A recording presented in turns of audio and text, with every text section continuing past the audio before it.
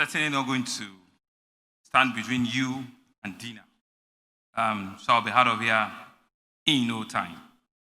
I think the courtesies have been well extended, but let me just, on the same vein, acknowledge and thank the governor that need no election to be called Mr. Governor, the governor that has more money than all the 36 elected governors all put together, the governor that when he sneezes, indeed, the entire nation catches cold, the governor of the Central Bank of Nigeria,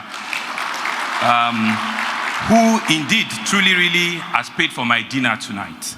I'm truly, really grateful to the president and chairman in council of the Chartered Reserve Bankers for inviting me here tonight. My good brother, Pastor Bayo Lugbemi, and his lovely wife. Why do I say so? A whole lot of time when you're invited for things like this, so when you speak, they say you are paying for your dinner. But indeed, what I've heard and listened to Mr. Governor, the governor of Cibn today, he has indeed paid for my dinner. And indeed, if you ask me to write a check, I think it's worth it because you have indeed. I actually have some few remarks, but I've taken notes, right? So I will attempt just to tiptoe and to tell you one of the things that I have taken away here today. Thank you very much. I also want to say very clearly that at the end of my tenure, we're just about a year and a half old. I'm not sure any of these CEOs will give me a job again. These are all my friends. These are all my friends. Because I'm not a pep, Abi, right? So I certainly cannot. But it's actually very gladdening and very instructive to sit back and listen to all of those ratios and all of those things that over the time when I was in your industry to have had the privilege to criticize and to analyze. And I think it's very, very refreshing this evening hearing all of the positive and very encouraging indications that the governor of the Central Bank had given to us. And I want to also say that at fora like this, especially if you know there's going to be very thought-provoking economic dimensions to the evening or to the dinner, it's not out of place to also invite policymakers and politicians. If they are not going to obstruct, your sitting arrangement and just make the protocols very, very long. I think it's important for them to hear these things.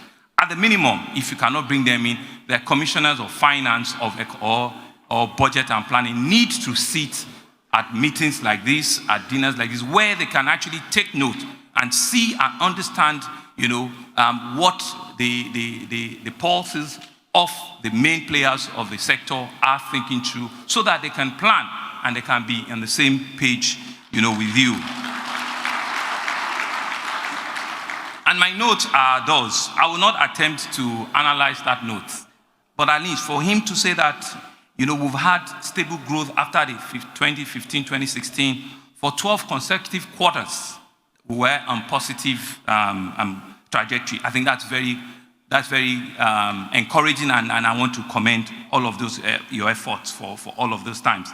But it's interesting to also know that within the year, from January to date, non-performing interest or percentages have gone down, because you've been able to manage it all throughout 2019 from 11% to 6%. I said I'm just going to talk around the things that I've learned. We've seen contraction. You've also talked about the drop in the oil price from 45 to 19, back now to around 40-something, but from the 60s and the 70s that we used to know. I think why all of these things are important for me is to also say that we also started 2020 with a lot of optimism, with a lot of audacity that this will be our first full year as a government, and we thought that 2020 indeed we're going to be very audacious. We started the year by approving, or by the House approving for us, the biggest single budget by a sub-national, indeed the largest budget by Lagos State in 2020. And the banking industry were a major supporter of that, because very creatively, because we didn't even know that was going to happen, around December into January, we raised the biggest sub-national bond as well, which was 100 billion. At that time, it was the biggest any sub-national, any state government would be raising, and it was well oversubscribed. And I want to thank all of you for that, because that indeed helped us to be able to stabilize very quickly in the first quarter of this year. And so what happened in subsequent quarters that we also needed to do the very rational thing. We dropped our budget from the audacious budget of 2020. We had to go back to the House and reduce that budget by about 22% because of the reality of what COVID, had brought to all of us. I'm sure it's no longer news that Lagos was the epicenter. We were the ones that it all started. And in the 8 to 9 months that we had to go through it, we tested well over 160,000 cases, and all these were done, with the support from a whole lot of you here and with COVID. I want to use this opportunity again to thank the governor of the central bank leading that COVID, and all of you individually and in your various organizations for supporting the Lagos State government, especially during our very difficult times in this pandemic, in this COVID-19. All of you at one point or the other came through for us. I want to commend and thank you for that.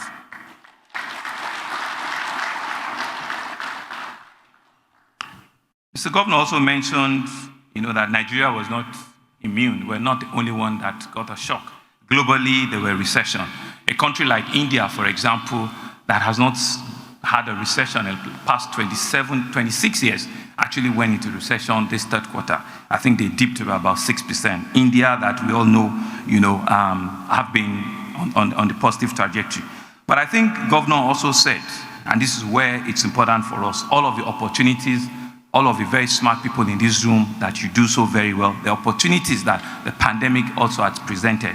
Infrastructure is a place where you need to play and continue to play with us, and I will explain that in a moment. He had said to us that fintech industry, it's a place where we see growth, and we as a government also see growth, because we are the only ones working with the private sector that are trying to do what we call a full city metropolitan fiber optics. So we're deploying a 3,000-kilometer first phase fiber infrastructure in the city to help us have data available in all of your branches, in all of government establishment, in our schools, in our hospitals, because indeed, data is now the new oil, and we need to be able to play in that. So we're all on the same page. Fintech, data analysis, data infrastructure is so critical for us, and Lagos State, we believe that we're leading that conversation. So continue to support us in that space. Food, agriculture, I think is important. Nobody can say it better than him. We need so much support in agriculture.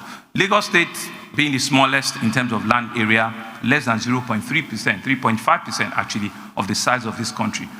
And of that 0.35%, 1/3 of it is water. So meaning we really don't have 2,000 or 3,000, acres or hectares of land to give anybody. But we are a consumer. We are a market leader. So all of the aggregators and the market players that we have, Lagos want to be in a position to be able to absorb and create that market that will give that your businesses and agro businesses is faced. So we are working closely with a lot of agri-businesses and make sure that Lagos become a preferred destination for them, because the population is here, the numbers are here, and so we're working with the central bank, even in some of our own little intervention around the rice mill. Lagos State is in manufacturing now. We're building the biggest rice mill actually in the country. It's a 32 metric ton per hour rice mill in the country, and we hope that by first quarter next year, the mill will be ready. But the flip side of the mill is that we don't have space to grow rice paddy. So the cost of paddy is the kind of things that we're checking out from Kebbi, from Nasarawa, and we're trying to acquire land. Deputy Governor Central Bank is working with us in the Southwest to see how our neighboring states too can have paddy produced, but not just to produce, the acreage per return on the paddy must also be competitive enough and reduce the cost of needing to bring paddy, from Kebbi. So I agree for us is a yes, and we're in sync with you. Transportation is very, very critical. Logistics, that's one of the new businesses that a lot of SMEs are doing now. Coming out of I went somewhere yesterday, and when I was driving back on Uzumba, I saw about 200 bike riders, all with their boxes at the back. But I had to stop at about 2:30 in the afternoon because I thought there was a problem. So I asked them, I said, why are you all parked here? Oh, they said, no, it's very simple, that is their turnaround time. that they all have apps, and that so when they stay here, when they call them, maybe from their office or something, they need to just go and pick up somewhere in Ikoyi or VI or something, so that they don't have to go back to their office in the mainland, so they have a place to stay, right? So once the call comes in, or once they get, another message, they just do a 10, 15 minutes turnaround, and that is very, very creative. So those are the kind of things that we're seeing that small businesses are doing in Nigeria, and I think it's very, very commendable. I think those riders deserve a round of applause. Thank you. Finally, around the opportunity is transportation that we said. And I think it's on record that we need to thank the Central Bank of Nigeria and some of our CEOs here. We're also a beneficiary of DCRR, Differential Cash Reserve. We don't want to say it a lot because some other governors come and meet us. But the Central Bank saw the need for him to support us in that major transportation infrastructure. Mr. Governor is just one. There are 3 of them. So I'm still coming back with the 2 and the 3rd one, like Oliver. But we need to build it. Have a rail that we need to complete, because when we finish those things, that's when we can improve the turnaround in the center of excellence, and we can reduce, travel time in our city. So transportation is one of the ways in which we can do that, and Mr. Governor had mentioned it. He had given to us about 11 different stability interventions that they've done, which has actually increased the GDP by about 3.5%. Thank you very much, Cibn Governor. I think whilst I'm trying to get out of dinner, is to use this opportunity once again to thank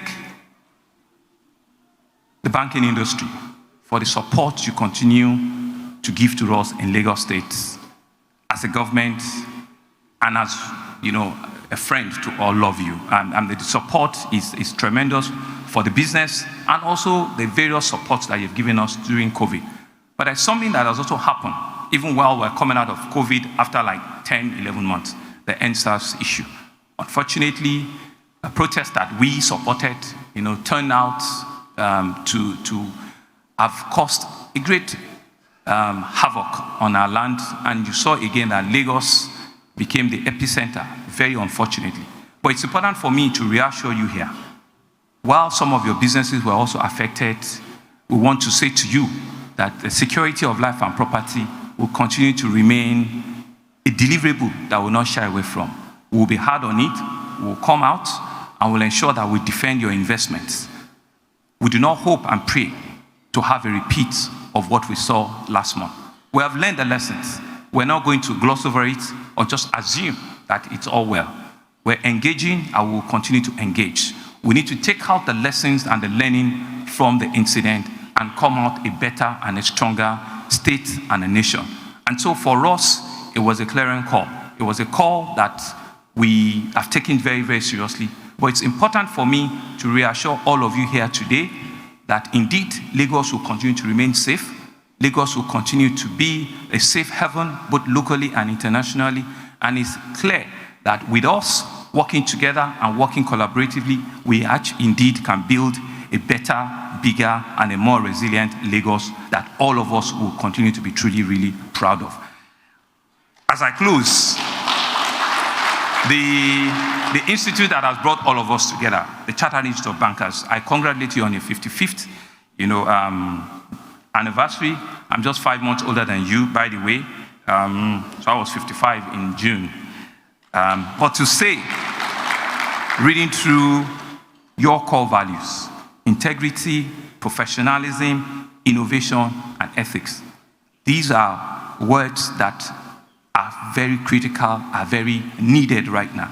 And I want to charge both the president and the chairman of council and all other members of the institute that you owe all of us this.